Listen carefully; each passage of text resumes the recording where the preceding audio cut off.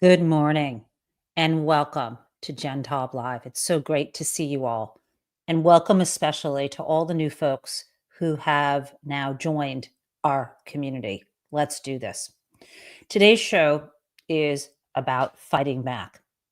And I'm speaking first about the Epstein victims who are lending their voices to the cause, to not just their cause, but for all of us to have justice and accountability, and to make sure that we do not have public officials in office who are corrupt, subject to blackmail, and predatory in every single way. And you have to remember that if people will participate in the cover up of child sexual abuse, they will lie and cover up anything. And those who themselves are, hello, Donald Trump, rapists. Remember the E. Jean Carroll case? We've been through this before. It's the equivalent of rape. People like him, child rapists like Ghislaine Maxwell, those who are rallying around them cannot be trusted. And let me add one thing before we jump more into this. I'm equally concerned, and I'm looking right at you if you're a New Yorker. If you are a New Yorker who is supporting Andrew Cuomo, who resigned in shame because of the many credible allegations of sexual assault by him and harassment of his employees, if you're supporting him, or Eric Adams, who was obviously credibly indicted for participating in a bribery scheme. If you have chosen to support those two people as Democrats, either of them, because you're afraid that you're going to have to pay a little more in taxes if Zohran Mamdani is elected, then you are not just a fool, but you are actually an enemy of the people, so to speak. You are someone who might as well just jump on over and support Donald Trump because you don't understand what democracy is about. Now, let's talk about those victims. You may be wondering why you were hearing in the news yesterday all these victim statements, and there's a very good reason. Yesterday, as you know, was August 4th. Today is August 5th. Today is the deadline for victims to provide statements to two different judges in New York in connection with Pam Bondi, supposedly, right? Pam Bondi, on behalf of the government, saying to these two judges, please release the transcripts from the grand jury hearings. Okay, specifically, let's get real clear. We're talking about the grand jury transcripts related to the indictment of Jeffrey Epstein, as well as a different judge, the grand jury transcripts about the indictment for the indictment of Ghislaine Maxwell. Okay, there's a third case where the judge in Florida said, no, I'm not releasing these. Okay, so today is that deadline. Today is also a deadline for the government, and they've done a filing this morning, right? Today's that deadline for them also to reply. So you have heard folks go on the news and talk about this, but what I want to show you is where this comes from, right? We're playing a little, I'm not going to call it law school. I'm going to call it legal research. We're going to play a little legal research game. You've heard about PACER, I think, right? It's a court filing system. So I was able to go online after I sleuthed a little to find these case numbers, and I can show you exactly where these letters are and not just give you an excerpt from a letter that you keep seeing over and over in the news, but the full letters. I can show them to you right now. Now, because these two letters came in, one letter was, because these two letters came into the courts yesterday, we might expect more victim statements today, but let me show you what we have so far. Okay, this is something you can also, well, um, I think the way Pacer works is it's free, but if you download certain things, I charge, but it's very, very little. Okay, let me go right now and share that screen so you can see these victims' voices in their own words. Okay, yes, I do have this. Yeah. Okay. Sorry. I want to get to the docket page for you. Just bear with me. You're not seeing this anywhere else. People walk you through Pacer, right? Walking you through Pacer. I'm pretty sure isn't glamorous TV, but this is how you get to victim statements. So this is the main screen, and I am going to now back out of it so you can see. Okay, I'm going to be clicking on something shortly. So what you see here at the very top is the most recent filing. This is a memo sent by Pam Bondi. And what's important about this one is, and let me just get this a little bit smaller. What's important about the most recent thing that the government has filed is they don't want the exhibits to be shared. The exhibits. The judge is asking about the exhibits that were shared with the grand juries for the indictments. They don't want those released. Interesting. Okay, but let's go right to the victim statement. I am going to, you'll see right here, I'm about to download something, and I'm hoping, yes, you can see this. Now I can blow this up. Fantastic. So now I'm on this Pacer. I'm on this Pacer website, and I'm hoping that I can make this full screen. Okay, there you go. This is about as big as I can get this, but I want to read this to you. This is the letter from one of the victims here. This is to Judge Berman. And Judge Berman is the judge overseeing one of the cases. I believe that was the case involving Jeffrey Epstein. And the other judge in New York is, again, the case involving Ghislaine Maxwell. Dear Honorable Judge Berman, as a suffering victim of Epstein and his co-conspirators, I would like to highlight some things that stand out to me, and for many reasons, on the latest memo written by an anonymous member of the DOJ. One, I am not sure. And by the way, the memo she's talking about here is that memo in July where they said the case, this is closed. The case is closed. One, I am not sure the highest priority here is the victims. Justice for the victims or combating child exploitation, or at least I do not feel this way. If there was justice for the victims, we would see some kind of accountability for the years they allowed this horrible human being, if you can call him that, to prey on underage and young girls while jet-setting around the world with high-profile individuals and or entrapping his victims in his various mansions and or his notorious private island. And to make matters more severe, continued to traffic, rape, and assault victims while on prison work release and or even after being a registered sex offender for about a decade. Rather, I feel like the DOJ's and FBI's priority is protecting the quote unquote third party, the wealthy men, by focusing on scrubbing their names off the files of which the victims, quote, know who they are, end quote. To learn that our own president has utilized thousands of agents to protect his identity and these high-profile individuals is monumentally mind-blowing. That is their focus? Wow.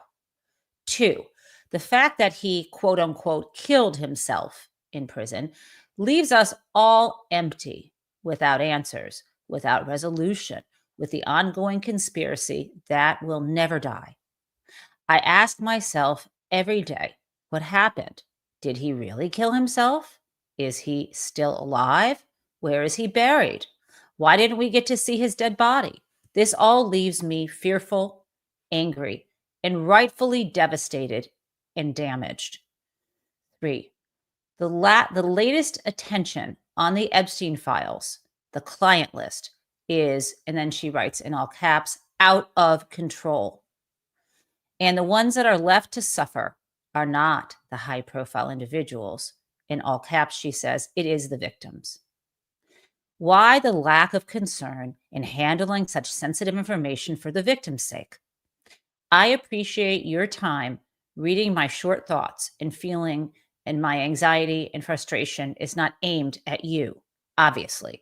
It is aimed at the very government here, the ones asking to release these transcripts, exhibits, etc.,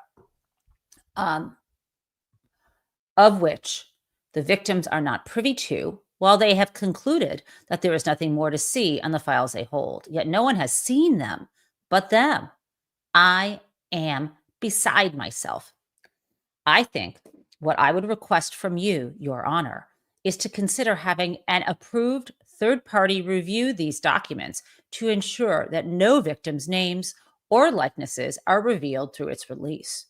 It is imperative, with the scrutiny over this media frenzy, that the victims are completely and entirely protected. Thank you so much for your time.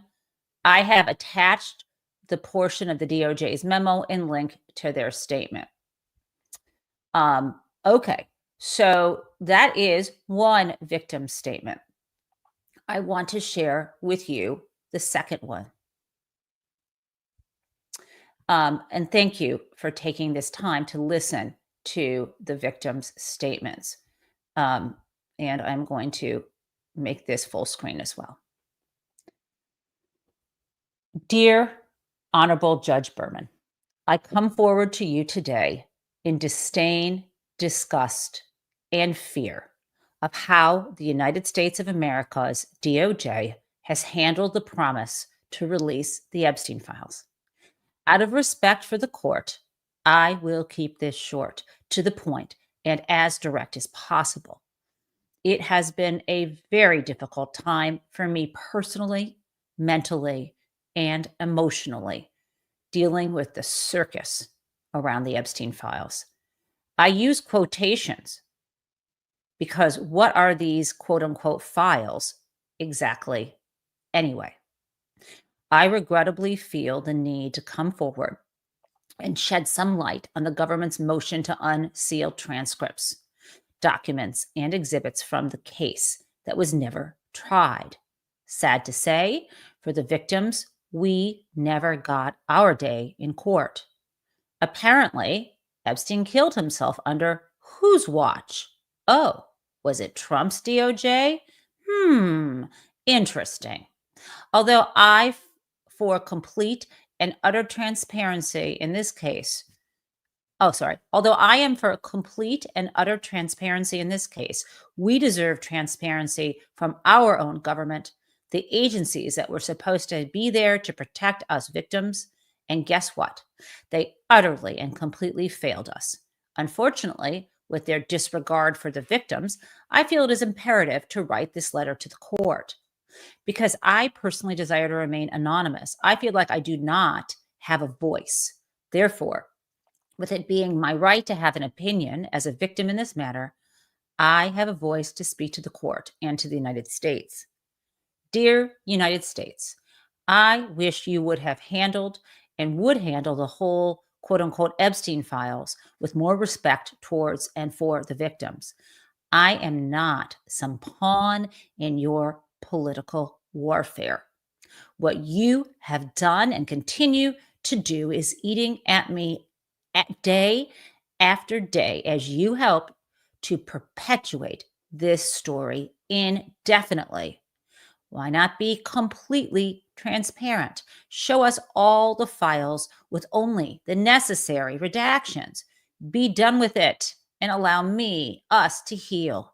You protect yourself and your powerful and wealthy friends, not enemies, over the victims. Why? The victims know the truth. We know who are in the files, and now so do you. Do you really think the public is that ignorant of the truth, further redacting the names like yours will only cause the distraction you say you don't want and the conspiracies that you, in fact, are stirring. So I will continue to stay silent and continue to hide from all the pain and suffering out of fear of you and your wealthy, powerful friends. In the end, we are the biggest voices of the truth, and the truth always comes out over time. And then she adds, Dear Judge Berman, in making your decision to allow the United States of America's current sitting attorneys for the DOJ's request to release the files, I ask you to have our attorneys review the suggested redactions, as they are the ones who also know the victims, their names, their truths, and their stories, unlike the United States government, who did not and does not even care to know our truth. They would rather ask a convicted and imprisoned sex trafficker, abuser, for information. In conclusion, I beg the court to make sure it is the utmost priority that in any sort of release, all and every detail that could possibly reveal our identities be redacted. I also request that you take your time in making your decision and consider allowing for the victims' attorneys to review the files before the release is permitted. Side note, if other victims do not mind having their personal information redacted, my voice is not for them. Sincerely, and thank you for your time. Thank you all for taking the time to stay with me as I read those victim statements. It's important that we do that, right? This is about the victims. What I take away from these two letters is the importance of either having attorneys, having the attorneys for the victims, as well as a third party who is trusted by the court to make sure no victims' names are released unless those victims want to come forward and identify themselves. Okay. They are standing up and they are fighting back to their best of the ability. There are other victims, survivors like Maria Farmer, who is speaking in the news, but not everyone can do that. Virginia Roberts Joffre did that until she could no longer be part of this world. Her family has taken that step. Now, I want to share with you some new breaking news that Midas Touch unearths that I found over on their Twitter page. And this is a video from the mid-2000s of Donald Trump at an event, I guess, talking about his new airlines and saying some very revealing and creepy things to someone asking a question. It amounts to, and I need you to listen to this, maybe turn up your volume. This amounts to what appears to be a confession that Donald Trump sexually assaulted teenagers, right? So this is here, and I'm hoping that this gets out there further. And again, credit to Midas Touch for digging this up on the internet. This was a video, and when we watch this, I can also make note at the end of the source for this. Again, listen up. Juliet, I have a question. My question is, how many jets do you have, and how would I apply to be a flight attendant?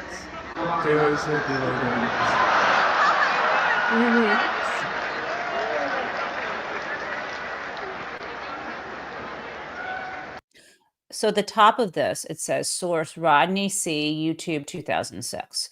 Okay, let's keep going. I think she's hired.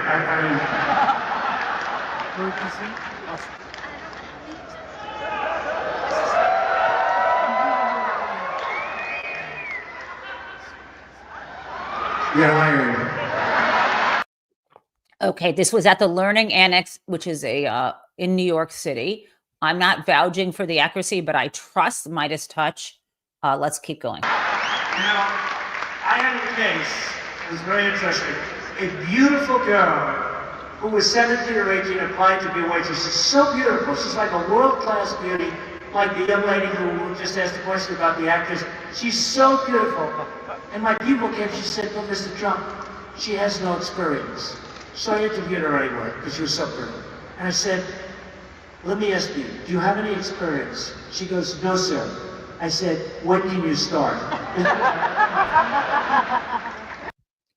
17 or 18. Do you have any experience? No. When can you start? This is in 2006. Keep in mind that in 2000, Virginia Roberts Joffrey was hired at age 17 with no experience to work in his spa. Let's continue. You can work at my place anytime. Yeah.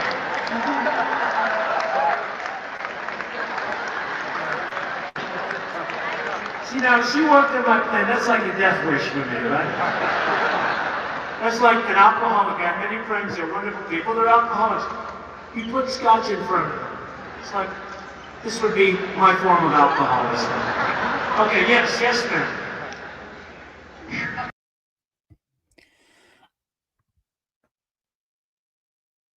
Disgusting and true. He is saying, and he said 17 or 18. Okay. Now, let's continue. I have some really good other examples of people fighting back. And for those who are new to the show, this is in line with what we call ourselves here. You've heard the expression, maybe in the song at the end, that one of my three fabulous moderators, Jason Smith, has created. And it's PRISM mates, not prison mates. So let me share that with you. The PRISM stands for physical health, relational health, intellectual health, spiritual health, and mental health. And I firmly believe that speaking your truth and learning to say no to people who will use and abuse you is critical. And also learning not to be codependent. Don't go seek approval from people who will exploit you. Finally, no means no. These girls didn't get to say that when they were young, but they're saying it now. They're saying, no, do not release information unless we get a chance to have our names redacted. No is a full sentence. People need to take it as an answer and not to keep asking when you have said no to them. So that is what I want to share with you. Now, let me be clear.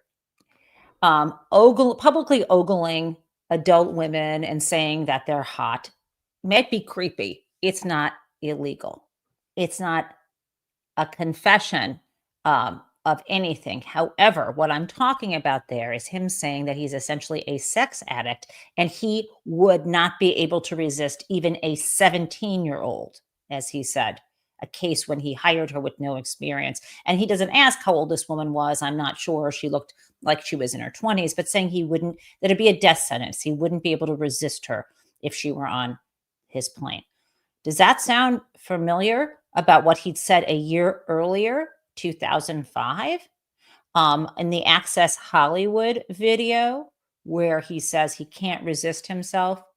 Here's the deal. When an alcoholic sees scotch and can't resist drinking it, I want to make clear to you that scotch is not a human being. It's an inanimate liquid, right?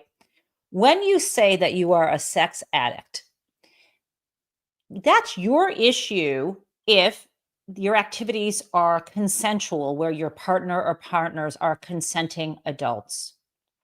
What he is talking about is both sexual harassment and rape in the case of E. Jean Carroll, and child sexual assault, or in the case of the accusation by Katie Johnson, child rape. More and more, and we've been through this. We've got our whole slide show going through, the timeline of Donald Trump's very close relationship with Jeff Epstein and his use of modeling agencies just like Jeff Epstein to get young girls in front of him so that he could either groom them for later dating or actually assault them as children. We've seen that. And so what I'm working with you now is to extend this notion of the kind of person who does this, who thinks people are dispensable. There are other ways to manage your sexual urges. When you use that desire, for example, a lot of people want things, right? I might think, oh, that's a really gorgeous jacket that I would like to have in my wardrobe, or I'm really into those new Nikes that I have on my watch list on the sneakers app, right?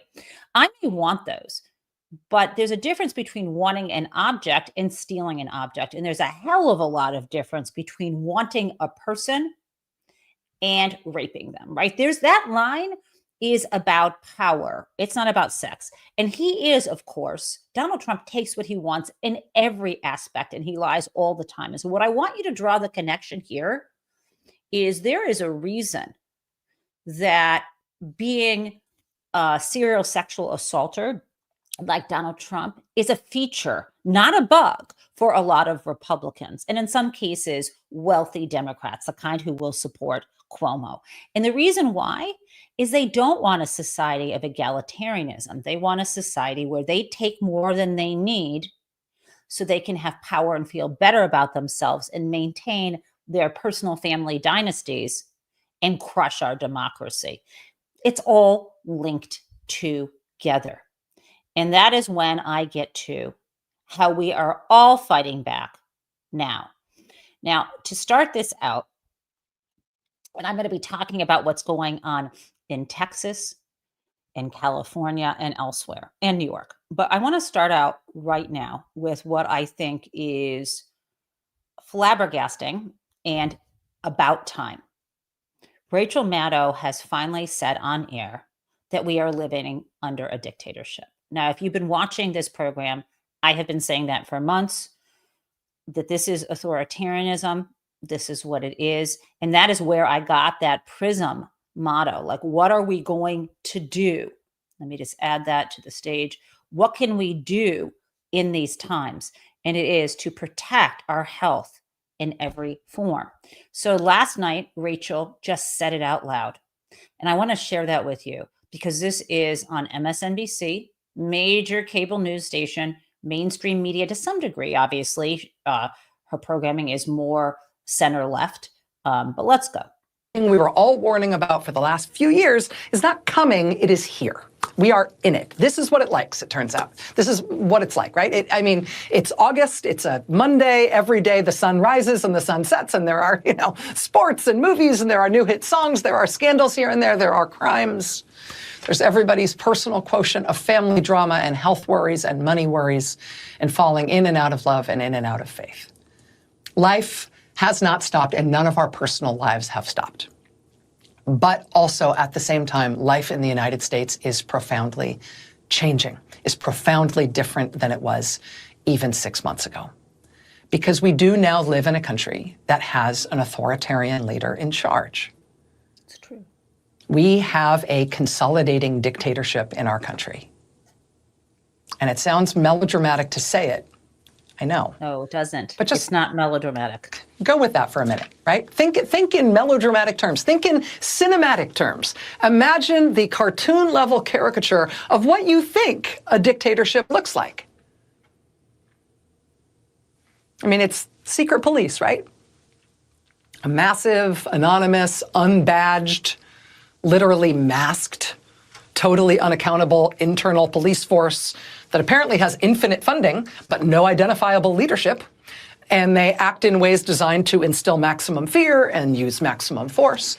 When you imagine an authoritarian country, right, what you imagine is masked secret police breaking people's car windows and snatching people off the streets and out of church parking lots and courtroom hallways and taking them away with no charges, no notice, no paperwork, no explanation, not letting them see lawyers, and then moving them secretly to what are effectively black site prisons, where they won't tell you who's there and where no one's allowed in to see what's going on. So there you go. Rachel's saying what we've been saying, what so many people have been saying, but it takes a lot for her to be able to say that on air to her millions of viewers. So here's the good news.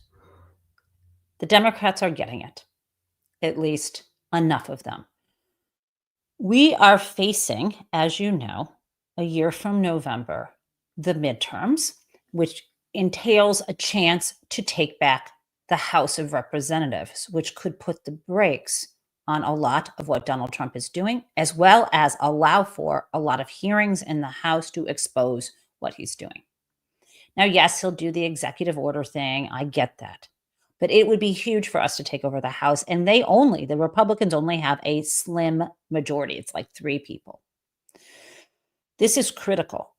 So, of course, Donald Trump, who doesn't want that to happen, and his Republican enablers are trying to rig the election. And one way they're doing is he got on the phone with the governor of Texas and said, you need to engage in redistricting, off-cycle redistricting. You need to change your law in Texas because your Texas House of Representatives, you've got a majority in your legislature. Get this done. And they want to gerrymander, like rejigger the congressional districts such that we would, as Democrats, lose 5 seats. I think you can do the math there.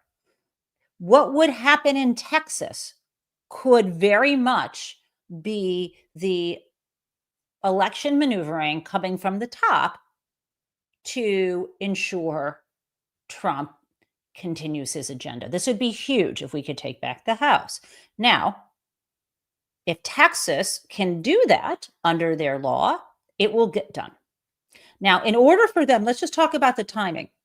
In order for them to do that, they would need, I think by December. December is a really long time away, right? They would need, so it's August, September, October.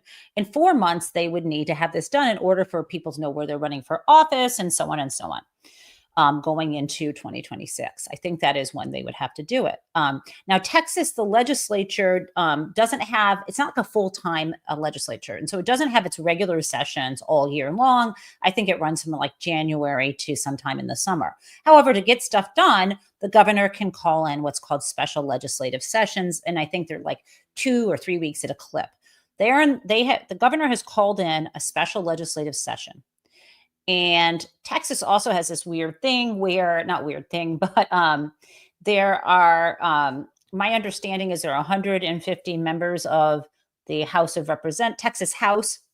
And in order to get a quorum, enough people in the room in order to vote on new legislation, they need 100 of that 150 present. Well, here's the deal, because it's not just like a simple majority, right? It's not like 76, it's 100. There are not 100 Republicans. So what the Democrats have done is they don't want to show up. Now, I think you've seen this play out before. If you don't show up, the sheriff can come grab you out of your house and bring you into the building kicking and screaming. So as you know, the Democrats, I'm sure you've seen in the news, have left the state of Texas to go to states where the governors will support them. That includes New York with Governor Kathy Hochul. That includes Illinois with Governor Jay Pritzker, and so on. So I want to share with you first what Kathy Hochul had to say in New York about why she's doing what she's doing. Now, not only is she creating a home for people in New York, but she also says, fuck Texas. Or I should say the Republicans there. We in New York, if you're going to play that game, then we too are going to gerrymander New York to take more Democratic seats. We will not disarm. And that's complicated because it will involve like dissolving some election commission. Same thing in California, Governor Newsom is doing, because California tried to do the right thing and make this all really fair. And we cannot play fair with fascism. And that is my motto today. Follow the laws, but do not play a game where you are saying, it's like if you were playing a board game with your friends and the rule is everyone gets the same kind of, you start with monopoly, you distribute the money fairly. Well, if the Republicans are like starting the game and stealing the hotels and already putting them on like Park Place and Boardwalk, that's not a game that you can win. And at the end of the day, I want politics to be about public service, about representing the people, but the people in power are not about that. Donald Trump, for God's sake, staged a coup so he could stay in power, right? Let's face it. He's okay. So you know this. So I'm going to play Kathy Hochul. Let's play this. They'd rather silence voters than serve them. From my perspective, to refuse to stand up and fight for our democracy as we are joining in solidarity with our friends from Texas means one thing. You won't fight for democracy, you're doomed to lose it. For almost 250 years, our democratic experience has been fought for, and it's endured. As governor of a state where many of those early battles took place, we're commemorating them next year. Those battles are here. That's why I cannot stand by and let this happen, while Donald Trump and his co-conspirator, Greg Abbott, erode our democracy and drag us toward authoritarianism. Now, what Texas and Republican states are doing at the direction of Donald Trump, I say is nothing short of a legal insurrection against our Capitol. Legal meaning they're using the legal process. Does not mean it's legal, and it must be stopped. If Republicans are willing to rewrite these rules to give themselves an advantage, then they're leaving us no choice. We must do the same. That's right. There's a phrase, you have to fight fire with fire. That is a true statement of how we're feeling right now. And as I've said, another overused but applicable phrase, all's fair in love and war. That's why I'm exploring with our leaders every option to redraw our state congressional lines as soon as possible. Our state. Great. And she says we are at war. Obviously not with violence. Now, as people have noted in the chat, part of the redistricting of many districts would result in Jasmine Crockett losing her seat. You think that's an accident? Let's hear from her. She was on a Move On tour across the country, including with Chris Murphy, and I want to share this with you.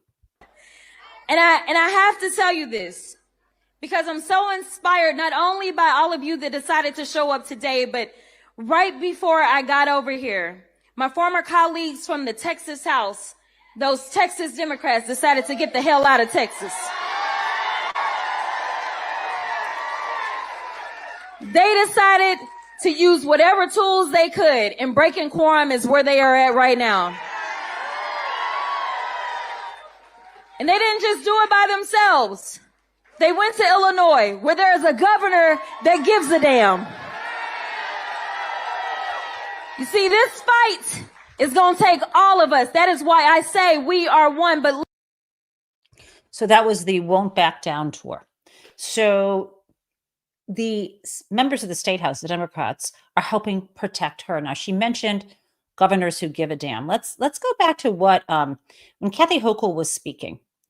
She had an amazing Texas legislator named Jolanda Jones, and this is how we need to be. Say it plainly. She is a star. Let me play this. I'm a lawyer. A part of my practice is criminal defense work. There is no felony in the Texas Penal Code for what he says. So respectfully, he's making up some shit, okay? He's trying to get sound bites, and he has no legal mechanism. And if he did, subpoenas from Texas don't work in New York. So he's gonna come get us how? Subpoenas in Texas don't work in Chicago. He's gonna come get us how? So let me be clear. He's putting up smoke and mirrors, and I'm hopeful that the media doesn't follow that. I will also say this. Say it like it is. Say it plain. That's how we must speak. Now, let's talk about Gavin Newsom. Let me share what he's doing over in California. Let's play it. We're reacting to that change. They've triggered this response, and we're not going to roll over. And we're going to fight fire with fire. But we're going to do so not just punching with the weight of the fourth largest economy, the most populous state in our union, the size of 21 state populations combined, but we also will punch above our weight in terms of the impact of what we're doing. And I think that should be absorbed by those in the Texas delegation. Whatever they are doing will be neutered here in the state of California. Damn right. And they will pay that price. And we believe public opinion is with our approach. And I appreciate the growing recognition in other states of other governors of like mind and the people of this country recognizing what's at stake. These folks don't play by the rules. If they can't win playing the game with the existing set of rules, they'll change the rules. That's what Donald Trump has done. He's dialing for seats. Familiar because he dialed for votes in the last election. Here's someone who tried to break this country, tried to light democracy on fire on January 6th. He recognizes he's going to lose in the midterms, and we have the opportunity to de facto end the Trump presidency in less than 18 months. That's what's at stake, and that's why we're putting a stake in the ground. We're not drawing lines to draw lines. We're holding the line on democracy, on the rule of law, co-equal branches of government, popular sovereignty. That's what this is about. Loving what we're hearing. And I don't think it's just words. I think it's also actions. Now, along these lines, I got some very exciting news, which is this.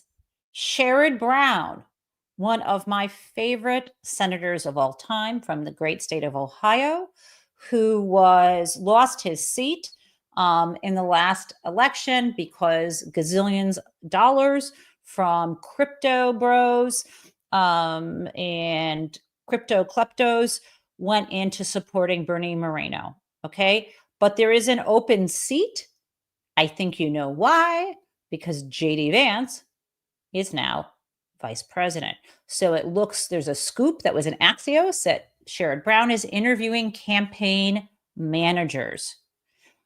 I am so excited. I can't even tell you. This is what fighting back looks like. I believe he can win. I know he can win, and I'm going to get behind him.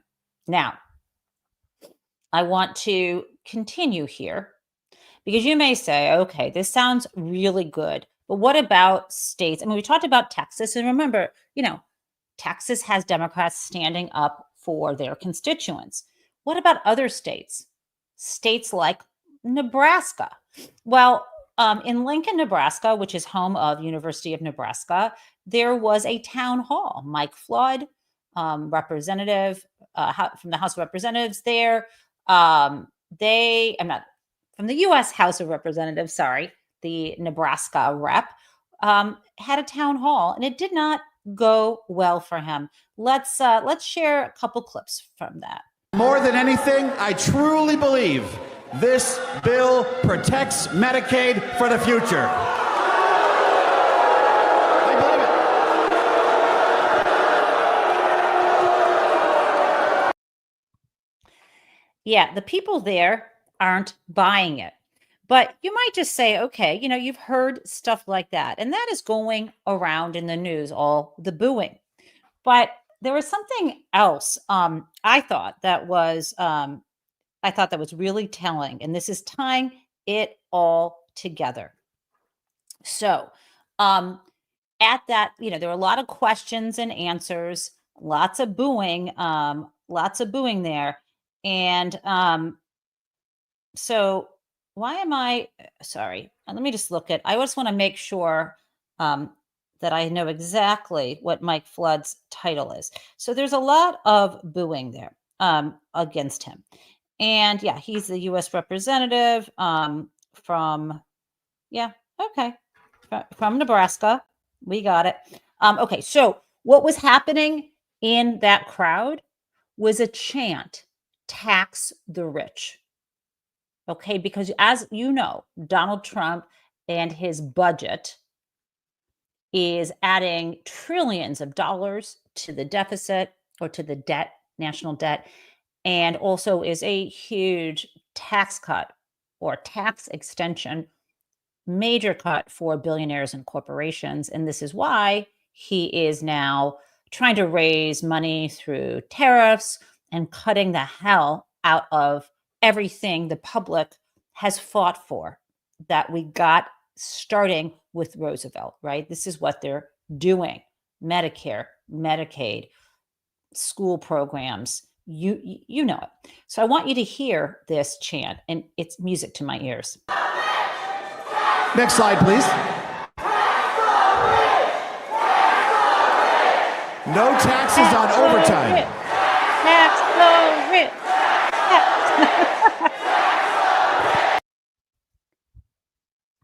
Yeah. Oh wait, let me just actually show you his face. Next slide, at the end please. of this. No taxes on overtime. Yeah. Look at that shit-eating grin. He doesn't, he doesn't care. He has slides where he is just repeating the talking points and the public is speaking out. And that gets me to my last comment before Crazy Town. Elizabeth Warren had the guts to go on CNBC, a news program, and talk about why she supports Zohran Mamdani for mayor of New York. And she gets some pushback from the host there. And she just nailed this interview. This is how you do it. And obviously, there's a connection between that tax the rich chant and what I'm sharing with you now. Let's play it. Wonder though, often we see this, and this is a local election. You're going to need to turn up your volume. I couldn't help this clip being quiet. New York does not operate in a vacuum. It competes with other cities. And so this idea of somehow raising taxes on the wealthiest New Yorkers, who, by the way, I would point out, pay roughly 15% of their income right now between city and state, raising taxes on them will simply drive them away. Shouldn't the focus of a mayor be on delivering services to the constituents of the city and doing that by raising the most revenue as possible without chasing businesses and the high-income taxpayers out of the city? Because they can go to Austin, they can go to Dallas, they can go to Atlanta, they can go to Nashville. This is your issue. It's a national issue, not a local issue. The issue is affordability. Do you know how many working families are chased out of New York City every day because they can't afford housing, they can't afford groceries, they can't afford child care? What Zohran is saying is, I want people to be able to afford to live in New York City. That's what keeps it. I'm pausing this for 1 second to blow this up. I want you to see where the numbers are. Zohran Mamdani in this recent Real Clear Politics poll, 35%. Cuomo running as an independent, but stealing Democratic votes, 22.7%. Sliwa, 18. Eric Adams, 12.3. Consider what you are seeing. And before I put Warren on, rich New York Democrats are not necessarily our friends. They will sell out young women for saving money so they can buy fancy clothes, go on more vacations, redecorate their mansions. That's a fact. They don't care. If you are willing to support Andrew Cuomo, you don't care about women, even if you are a woman. Because those women who he exploited, you think are beneath you. And I speak from understanding, what's going on here. And as a Jewish woman, trying to claim that Mamdani is anti-Semitic is ridiculous. And anyone who's supporting Cuomo on those grounds is just really using that as a pretext, or they're brainwashed because they don't realize what is actually happening in Israel right now. Okay, let's continue playing. A vibrant city. That's what makes people want to live Nobody here. disagrees with that, Senator, but raising taxes in order to do it? Oh, Why my is that goodness. the answer? Oh dear, are you worried that billionaires are going to go hungry? No, I'm worried raising taxes on them will simply drive them away. Shouldn't the focus of a mayor be on delivering services to the constituents of the city and doing that by raising the most revenue as possible without chasing businesses and the high-income taxpayers out of the city? Because Sorry, they can this go is to repeating. Austin, they can go to Dallas, they can go to Atlanta, they can go to Nashville. This is your issue. It's a national issue, not a local issue. The issue is affordability. Do you know how many working families Sorry, are it's chased out repeating. of New York City every day? Because they can't afford housing, they can't afford groceries, they can't afford child care. What Zoran right. is saying is, I want people to be able to afford to live in New York City. That's what keeps it a vibrant city. That's right. what makes people want to live Nobody here. disagrees with that, Senator, but raising taxes in order to do it? Oh, Why my is that goodness. the answer? Oh dear, are you worried that billionaires are going to go hungry? No, I'm worried that they're going to leave and spend their money elsewhere. You know, they've threatened to do that over and over and over. And they have. They've But- left. but here's the thing. And You- Goldman Sachs, when they you- create new jobs, they do it in Dallas. you And wanna Blackstone won't build a new headquarters. you And go wanna on and have- on. Oh, he's full of shit. The reason why Goldman Sachs, one of the reasons why these banks are putting offices other places is because the attack on 9/11, they've got to deconsolidate. And there may be other reasons why now people may choose to employ people where wages and cost of living is lower. But this is all the same thing. The cost of living for workers is too high, is what she's saying, in New York. And also, won't someone think of the poor billionaires? Let's go. You want to have a workable city? You want to have a city that's vibrant? You want to have a city where the streets are full, where there are things for sale 24 hours a day? Then you need people who can live here and work Well, we've here. got that right now, Not by the people way. who I have would to point take out an New hour York and a is half in. thriving. So right Well, now it's doing pretty well, actually. I'm glad you think they're doing well, because a lot of people are struggling to pay for housing. A lot of people are struggling to pay for groceries. And I got to tell you, mamas and daddies who are facing $25,000 a year to pay for childcare. Those are national issues. I mean, I know they are the local state, but you can't. New York City. Yes, but if you deal with them in that way, by what is always your backup, just tax them more, they will leave. No, the backup is make this city and make this country work for everyone. I get that the Republican point of view is make this country and make every city in this country work better and better for a handful of billionaires and let everybody else eat dirt. But what Mamdani won on in a Democratic primary is he said, I'm going to address affordability. And he didn't win by one vote. No, he won by a lot. It's He very won much by a unclear he lot. has the ability to actually do it, by the way, based on the laws and what the governor has to say and what he would actually have to do. You know, I love that as the fallback position, and that is he's fighting for the right thing, but maybe the billionaires will have a way to everybody block wants a him. more affordable city. There's no doubt about No, that. The question is how you go. I actually do Well, you have build, a doubt about you that. The build more billionaires housing. sure don't want to pay their part on this. Anyway, she is on the money. Won't someone just think about the poor billionaires and this idea that people will leave New York City and give up the status of what was at one time the financial capital of the world? At some point it was London, but at any rate, people aren't going to leave New York City, right? What they've done now is a lot of people have homes in New York, but so they can avoid paying taxes in New York, they only stay there a certain number of days a year. Oh, yes. I have heard people tell me in New York that they have wealthy friends, exceedingly wealthy. Many inherited their wealth or just have big names or what have you. And they only stay in New York City X number of days a year, and they're somewhere else so they can claim it's not their residence. So they're already, shirking their responsibilities, and there's no one really cracking down. Who knows how long they're really staying there, but people won't actually leave New York. And if they do, good riddance. Okay.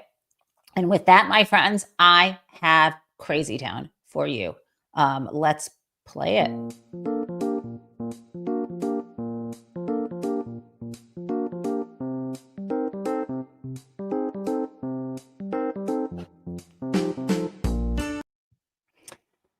Yes.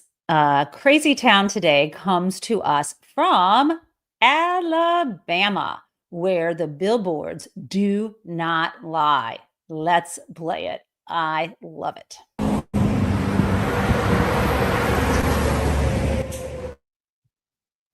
See this billboard? I've turned down the sound of the traffic. What's the big secret, fellas? Paid for by, I don't know who it is in Alabama, but let's look at that, guys. It is right there on the highway. We will get to the bottom of this for the victims. And we will all need to fight back. I look forward to seeing you all tomorrow with, I'm expecting some breaking news in the morning. And until then, I bid you adieu. Thank you to my amazing moderators of the Mod Squad for what they do. And prison mates, be well.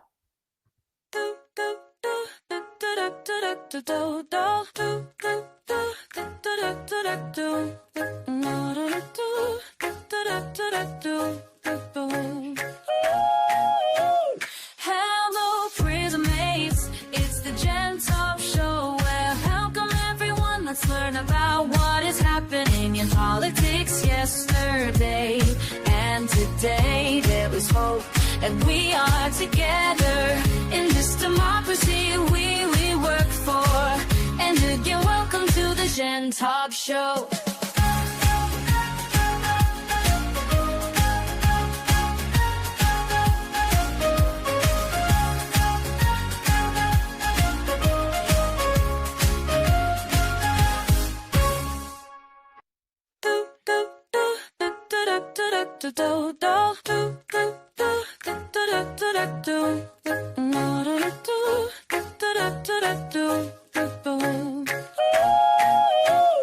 Hello, prison mates. It's the Jen Taub Show. Well, welcome everyone. Let's learn about what is happening in politics yesterday and today. There was hope, and we are together in this democracy we work for.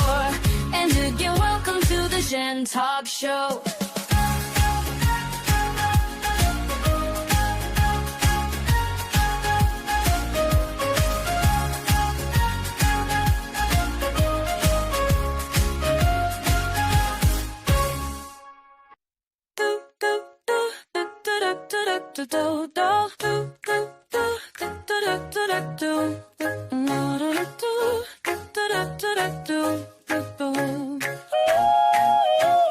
Hello, prison mates. It's the Jen Taub Show. Well, welcome everyone. Let's learn about what is happening in politics yesterday and today. There was hope, and we are together in this democracy we work for. And again, welcome to the Jen Taub Show.